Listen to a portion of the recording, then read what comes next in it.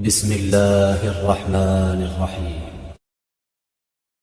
قرآن کے اندر چوتھا پارہ سٹارٹ ہی اس سے ہوتا ہے، لن تنالوا البر حتی تنفقوا مما تحبون۔ تم نیکی کے اعلیٰ ترین درجے پر ہرگز نہیں پہنچ سکتے جب تک اپنا من پسند مال، اپنی من پسند چیز اللہ کی راہ میں وقف نہ کر دو۔ لہذا شوق پورے کرنے کو زندگی نہیں کہتے، اللہ اس کے رسول کے فرائض کو پورا کرنے کو زندگی کہتے ہیں۔ حدیث رسول اللہ صلی اللہ علیہ وسلم نے فرمایا ایک دفعہ، ای الخلق اعجب علیکم ایمانا، ذرا یہ بتاؤ کہ اللہ کی مخلوق میں سے سب سے زیادہ حسین اور خوبصورت ایمان کن کا ہے؟ سوچ کہ ایک زمانے میں نوجوان اور گھوڑے جنگوں کی زینت ہوا کرتے تھے، کہ وہ جنگوں میں جایا کرتے تھے اور گھوڑے لے کر کے جایا کرتے تھے۔ آج یہی دو لوگ اللہ کی مخلوق، مسلمان نوجوان اور گھوڑے، دونوں شادیوں میں ناچنے کے کام آ رہے ہیں۔ میں بس یہ چاہتا ہوں کہ ہم مسلمان اپنی حالت پر ترس کھائیں اور اللہ کے رسول کی طرح ہم بھی جو باتیں آپ علیہ السلام نے فرمائیں، جو چیزیں صحابہ کرام نے کر کے دکھائیں، ہم بھی اسی پیٹرن پر چلیں، اس راہ پر چلیں۔ اعوذ باللہ من الشیطان الرجیم، بسم اللہ الرحمن الرحیم۔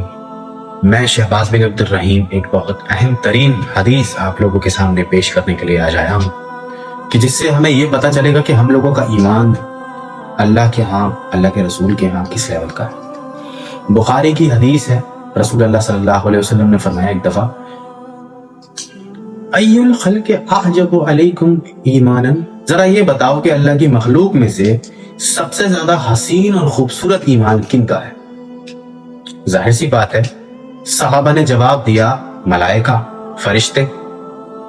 تو اللہ کے رسول نے فرمایا، وَمَا لَمْ لَا يُؤْمِنُونَ، مطلب ان کا کیسے نہ ہو، وہ کیسے ایمان نہ لائیں کہ جب کہ وہ تو اپنے رب کو دیکھتے ہیں، مطلب اپنے رب کے سارے حکم دیکھتے ہیں، ان کے حقائق ان کے سامنے ہیں۔ جو جنت کو دیکھتا ہو، دوزخ کو دیکھتا ہو، اگر مودی دیکھ لے فرشتوں کو، جنت کو، دوزخ کو، تو وہ بھی پکا ایمان والا بن جائے گا۔ تو اللہ کے رسول نے فرمایا وہ تو سب کچھ دیکھتے ہیں۔ اللہ کے رسول نے فرمایا کہ وہ تو دیکھتے ہیں، فرشتے تو اللہ کا حکم سنتے ہیں۔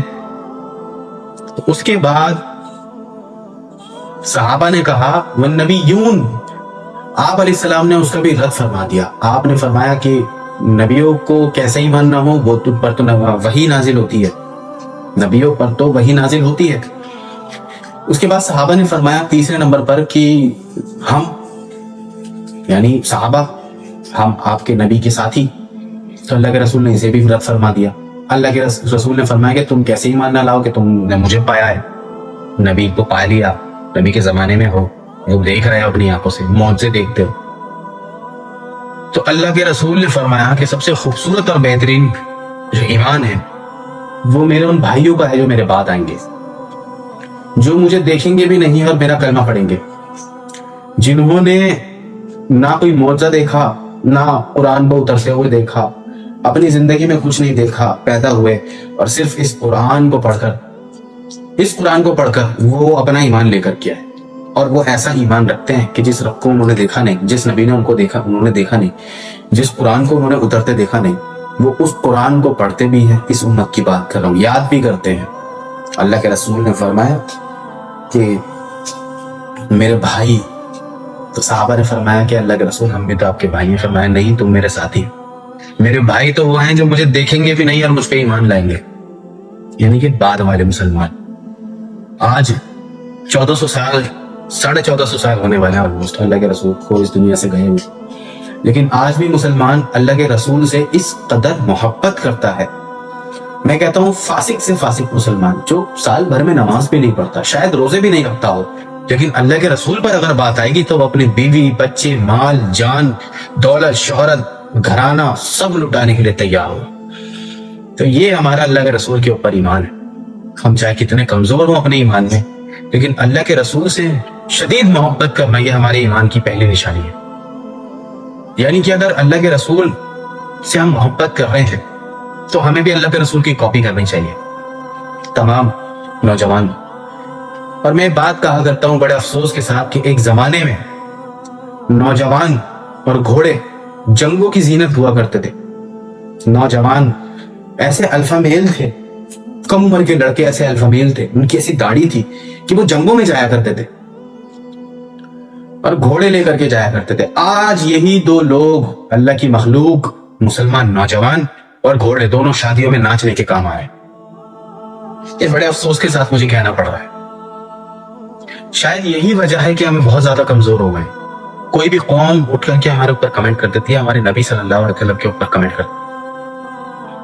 لہذا میں یہی کہنا چاہوں گا کہ جب اللہ کے رسول نے خود ہمارے بارے میں فرمایا کہ میرے بھائی تو وہ ہوں گے جو مجھے دیکھیں گے بھی نہیں, مجھ پر ایمان لائیں گے, محض اس قرآن کو دیکھ کر کے مجھ پہ ایمان لے آئیں گے اور مجھ سے محبت کریں گے, وہ چاہیں گے.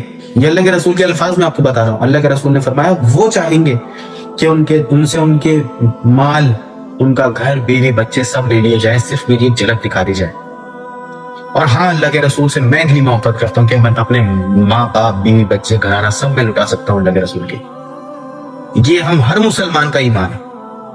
تو اگر ہمارا ایمان ایسا ہے تو میری نوجوانوں سے گزارش ہے کہ اپنی زندگی کو ایسے شادیوں کی زینت میں, شادیوں میں ناچنا گانا, اس سے نکال کر اسلام کی طرف لائیں. اللہ کے رسول جیسی زندگی گزاری ویسے زندگی گزارنے کی کوشش کریں. ہم گزار نہیں سکتے لیکن کوشش کر سکتے ہیں. ہم اللہ کے رسول کی کاپی کر سکتے ہیں. جس طرح سے اللہ کے رسول نے اللہ سے دعا کری, اے اللہ مجھے اتنا ہی مال دینا کہ محمد کی اور آل محمد کی روح اور جسم کا تعلق جڑا ہے. یعنی پیسوں کا لالچ نہیں, پیسوں کا لالچ نہیں. اللہ کے رسول نے اللہ کی خلافت کے لیے کام کیا, خلافت کو قائم کر کے دکھایا محض چند کچھ سالوں کے اندر. صحابہ اتنا سیریس تھے, صحابہ زینت بنے جنگوں کی, صحابہ الفا میل تھے, اور ہم ان مصیبتوں میں گھرے ہوئے ہیں. آج کا نوجوان لڑکی چھوڑ جانے پر روتا ہے, اور وہ مسلمان ایسے تھے وہ تیر کھا کے بھی نہیں لگا کرتے تھے, زہر کے تیر. لہذا زخم پہ زخم کھا کے جی, آگ نہ کر لبوں کو سی, عشق ہے دل لگی نہیں, سینے پہ تیر کھائے جا, آگے قدم بڑھائے جا, یعنی زبان حال سے کہہ دے کہ ہاں ستائے جا. وہ ایسے کرتا ہے, وہ یہ کرتا ہے, اس نے یوں کیا تھا, اس نے وہ کیا تھا. نہیں, ہمیں اس سے باہر نکل کے ہم مسلمان نوجوانوں کو اب لگام اپنے ہاتھ میں لینی ہے. مطلب یہ کہ ہمیں اسلام کے فرائض ہر طریقے سے پورے کرنے, اور ہمیں اللہ کے رسول سے جو محبت ہے وہ ہمیں اپنے کردار میں دکھانی. ایک شخص نے مجھ سے سوال کیا کہ میں بہت چاہتا ہوں کہ انڈیا کے اندر خلافت ہو, یا پاکستان بھی خلافت قائم کرنا چاہتا ہے. تو میں نے اس سے سوال کیا کہ چلو ٹھیک ہے, مان لیتے ہیں آج خلافت ہو, تو کتنے نوجوانوں کی گردن کٹے گی, اور کتنی لڑکیاں ہیں ہندوستان میں جن کی گردن کٹے گی. انہوں نے پوچھا کیسے؟ میں نے کہا خلافت میں زنا کرنے کی کیا سزا ہے؟ موت. تو کویوں کے اندر جا کے دیکھیے نا کتنے زنا ہو رہے ہیں. مسلمان لڑکیاں کیا کر رہی ہیں, مجھے بتانے کی ضرورت نہیں ہے. میں بس یہ چاہتا ہوں کہ ہم مسلمان اپنی حالت پر ترس کھائیں, اور اللہ کے رسول کی طرح ہم بھی جو باتیں آپ علیہ السلام نے فرمائی, جو چیزیں صحابہ کرام نے کر کے دکھائیں, ہم بھی اسی پیٹرن پر چلیں, اس راہ پر چلیں. ایک شاعر کہتا ہے کہ ایک غلط موڑ نے مجھے زندگی کے اس مقام پہ پہنچایا کہ ڈھونڈتی رہی منزل مجھے کہ کہاں میرا مسافر گیا. یعنی منزل ہمیں ڈھونڈتی رہے گی. ایک غلط موڑ تھا, ہم نے پتہ نہیں کہاں بٹن کر.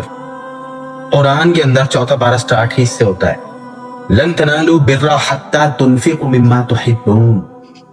تم نیکی کے اعلیٰ ترین درجے پر ہرگز نہیں پہنچ سکتے جب تک اپنا من پسند مال, اپنی من پسند چیز اللہ کی راہ میں وقف نہ کر دو. لہذا شوق پورے کرنے کو زندگی نہیں کہتے, اللہ اور اس کے رسول کے فرائض کو پورا کرنے کو زندگی کہتے ہیں. ہمیں اللہ تعالیٰ کہنے سننے سے زیادہ عمل کرنے کی توفیق عطا فرمائے. سبحان ربک رب العزت عما یصفون وسلام علی المرسلین والحمد للہ رب العالمین.